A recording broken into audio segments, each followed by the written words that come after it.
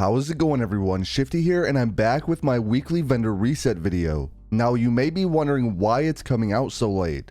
Well, that is because the weapons that Banshee sells have a certain set of perks on Tuesday's reset, but they change later on in the day on Wednesday. Then those perks remain for the rest of the week. In an effort to make this video as accurate as possible, I delayed it until the second set of perks were available. Anyway, as those who are familiar with my channel know, I post a weekly vendor video each week showing off most of the weapon and armor rolls available in the background footage. While that's happening, I like to talk about a few standout rolls for each class. As I always say, this armor isn't typically the best you can find, but it could be great for new players or build crafters. However, every once in a while there is an armor piece with a total stat in the mid to high 60s. For those of you who are interested in a specific class, there will be timestamps available. But before I get into it, if you end up enjoying the video, make sure to hit that like button, and if you're new to the channel, don't forget to subscribe as well. First, I'll be going over the armor selection this week, then I will go over Banshee's weapon rolls. Alright, let's start with Warlocks. This week, Devrim Kay is selling leg armor with 28 mobility and 20 strength with an overall stat of 60. While this isn't something I would buy personally, I'm sure there are some Warlocks out there who enjoy high mobility and want to build into strength for faster melee abilities. This one definitely has a bit of an odd distribution. Since Warlocks don't have much this week, I will mention that Zavala has gauntlets with 18 recovery and 21 discipline. While the overall stat is mediocre, it has 18 recovery, which is decent for Warlocks, and 21 discipline is always nice for faster grenade cooldowns. This piece would be great for newer players who don't have anything better yet. Moving on to Titans, Devrim Kay is selling chest armor with 30 recovery and 11 strength.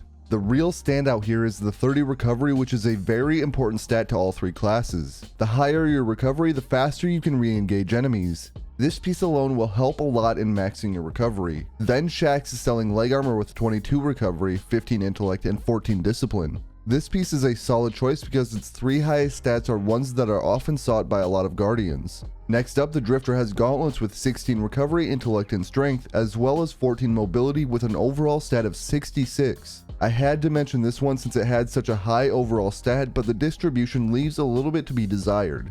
Last up for the week, Hunters. Shaxx has chest armor with 28 resilience and 23 intellect. This piece is interesting because resilience isn't all that useful in PvE. However, it is good in PvP because it helps you avoid being downed in 1 crit and 2 body shots from 120s at tier 5 resilience. Overall, I would say that this is a good PvP piece if you're looking to build to tier 5 resilience. Then Ada-1 has chest armor with 26 discipline, 14 mobility, and 12 recovery. With such high discipline, this would be a good choice for a grenade focused build. The 14 mobility is nice because it's tied to the hunter dodge, and as mentioned earlier, recovery is great on all classes. The last piece for hunters is a helmet sold by Ada-1 that has 30 resilience and 19 intellect. This clearly resembles the chest armor sold by Shaxx with a little more resilience and a little less intellect. Those two pieces together would put you at a base resilience of 58 and a base intellect of 42. Now I want to discuss any decent rolls on Banshee's weapons this week. The first weapon recommendation I have is the 7th Seraph Saw. For the third column perk it has field prep, and for the last column it has opening shot. While this isn't the best roll, I'm recommending it especially for those who don't have it. Field prep gives you more ammo in reserves, which is great for machine guns because it allows for even more ad clear.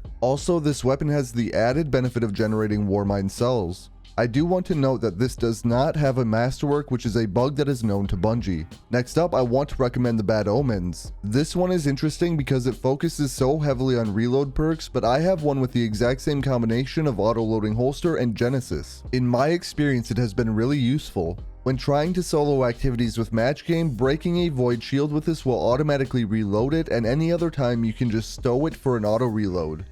Anyway, I think that the 7th Seraph CQC-12 shotgun deserves an honorable mention. At the very least because it can generate Warmind cells. The roll here isn't even all that bad for PvE, especially if the Unstoppable Shotgun mod makes a return in future seasons. Alright, that is it for this week's vendor video. I hope that you enjoyed it, and if you did, don't forget to like and subscribe. I just want to thank you for watching, and I'll catch you on the next one.